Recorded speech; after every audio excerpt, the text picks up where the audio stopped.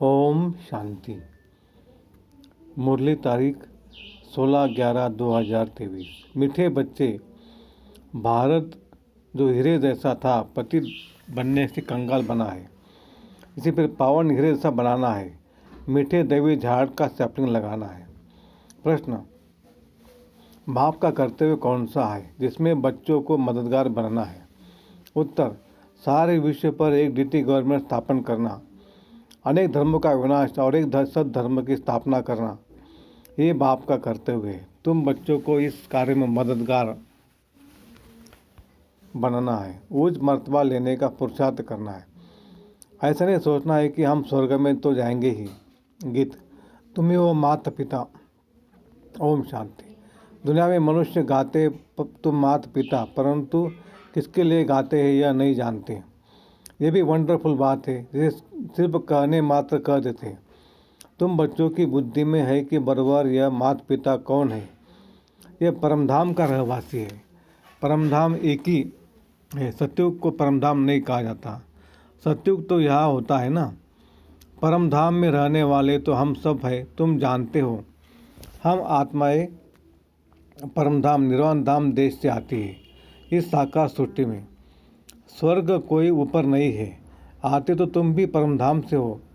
तुम बच्चे अब जानते हो हम आत्माएं शरीर द्वारा पाठ बजा रही है। कितने जन्म लेते हैं, कैसे पाठ बजाते हैं, यह अब जानते हैं। वह है दूर देश का रहने वाला, आया देश पराया। अब पराया देश क्यों कहा जाता है? तुम भारत में आते हो ना, परंतु पहले तुम बाप के स्थापन किए हुए स्वर्ग में आते हो। फिर वह नरक रावण राज्य हो जाता है, अनेक धर्म अनेक गवर्नमेंट हो जाती है। फिर बाप आकर एक राज्य बनाते हैं। अभी तो बहुत गवर्नमेंट है, कहते रहते सब मिलकर एक हो।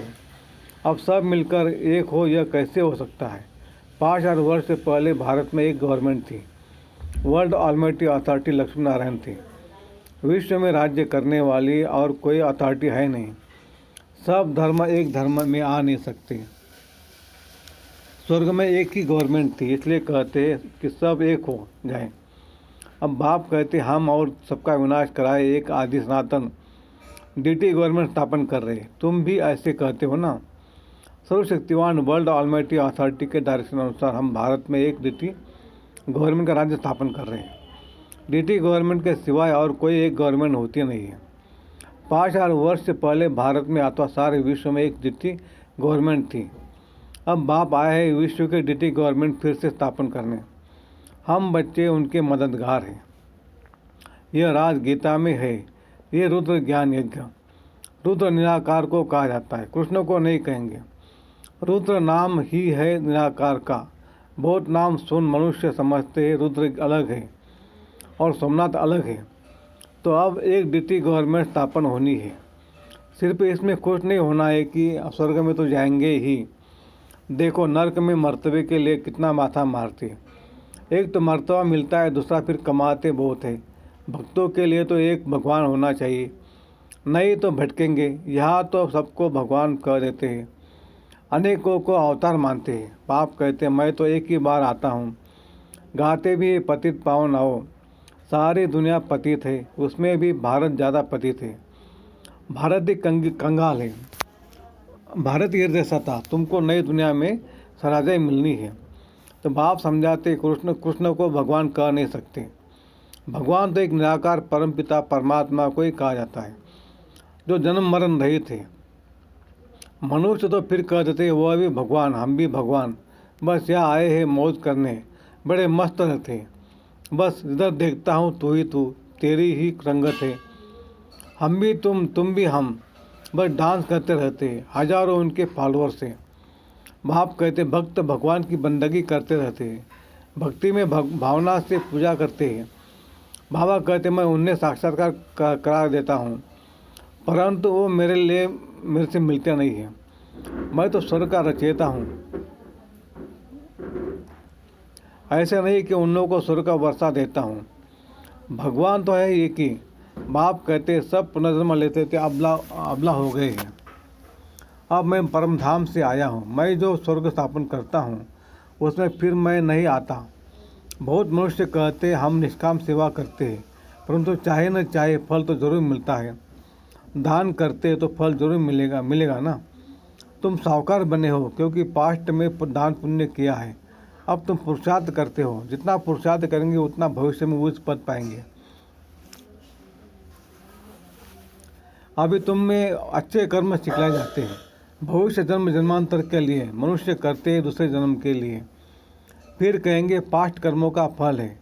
सत्ययुग त्रेता में ऐसे नहीं कहेंगे, कर्मों का फल 21 जन्मों के लिए अभी तैयार कराया जाता है।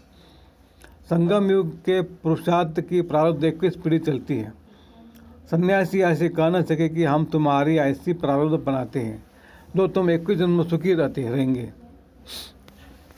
अच्छा व बुरा फल तो भगवान को देना है ना। तो एक ही भूल हुई है जो कल्प की आयु लंबी कर दी है। बहुत है जो कहते 5000 वर्ष का कल्प है। तुम्हारे पास मुसलमान आए थे, बोले कल्प की आयु 5000 वर्ष, बरोबर 5000 वर्ष है। यहाँ की बातें सुनी होंगी। चित्र तो सबके पास जाते हैं, सो भी सब थोड़े मानेंगे। तुम जानते हो ये रुद्र ज्ञान यज्ञ है जिससे ये विराट जोड़ा निकली है। इसमें सहज राजयोग सिखलाया जाता है। कृष्ण की आत्मा अब अंतिम जन्म में शिव वर्षा ले रही है। यहाँ बैठी है, बाबा अलग है और यह अलग है। ब्राह्मण खिलाते हैं तो आत्मा को बुलाते हैं ना, फिर वह आत्मा ब्राह्मण में आकर बोलती है। तीर्थों पर भी खास जाकर बुलाते हैं। अब आत्मा को कितना समय हो गया है, फिर वह आत्मा कैसे आती है, क्या होता है?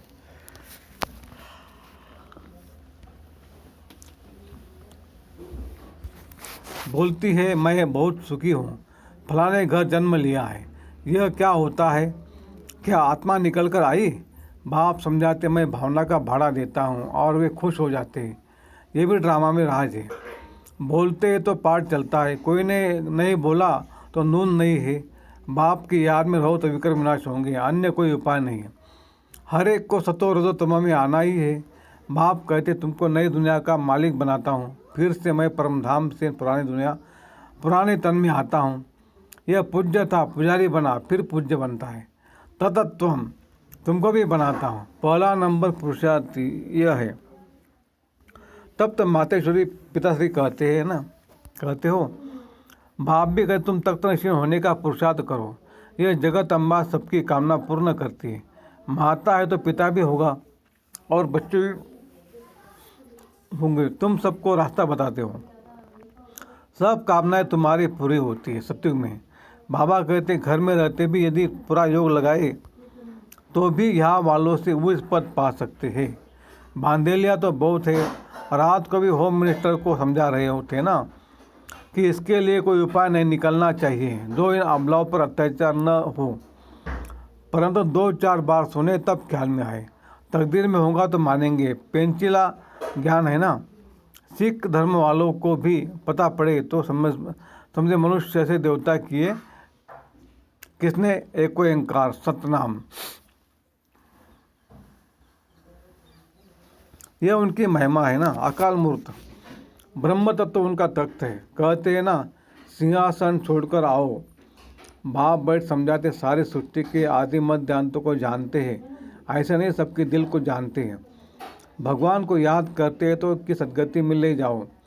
बाबा कहते मैं वर्ल्ड ऑलमाइटी रीति गवर्नमेंट की स्थापना कर रहा हूँ। ये जो पार्टीशन हुए हैं ये सब निकल जाएंगे। हमारे देवी देवता धर्म के जो है उनका ही कलम लगाना है। झाड़ तो बहुत बड़ा है, उनमें तो मीठे मीठे है देवी देवताएं, उनका फिर सैपलिंग लगाना है। अन्य धर्म वाले जो आते हैं वो कोई सैपलिंग थोड़ी लगाते हैं। अच्छा आज सदगुरुवार है। बाप कहते हैं बच्चे श्रीमत पर चलकर पवित्र बनो तो साथ ले चलूँगा। फिर चाहे मखमल की रानी बनो चाहे रेशम की रानी बनो, वर्षा लेना है तो मेरे मत पर चलो। याद से तुम अपवित्र से पवित्र बन जाएंगे। अच्छा बाप दादा और मीठी मम्मा के शिकल दे बच्चों को याद प्यार और नमस्ते और सलाम और मालिकम।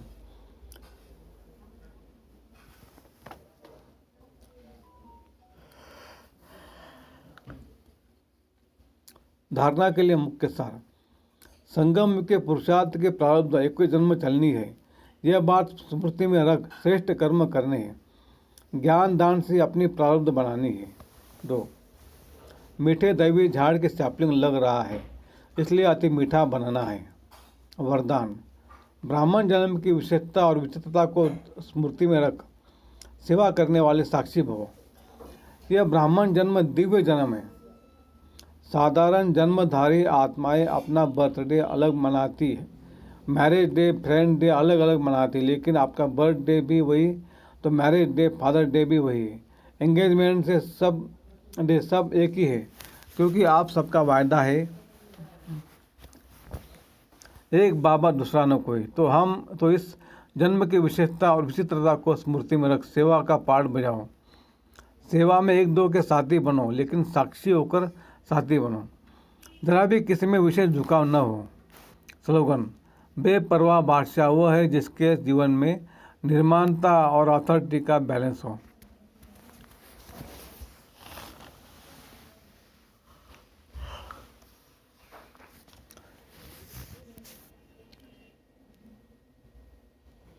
मातेश्वरी जी के मधुर महावाक्य। आत्मा परमात्मा में अंतर भेद।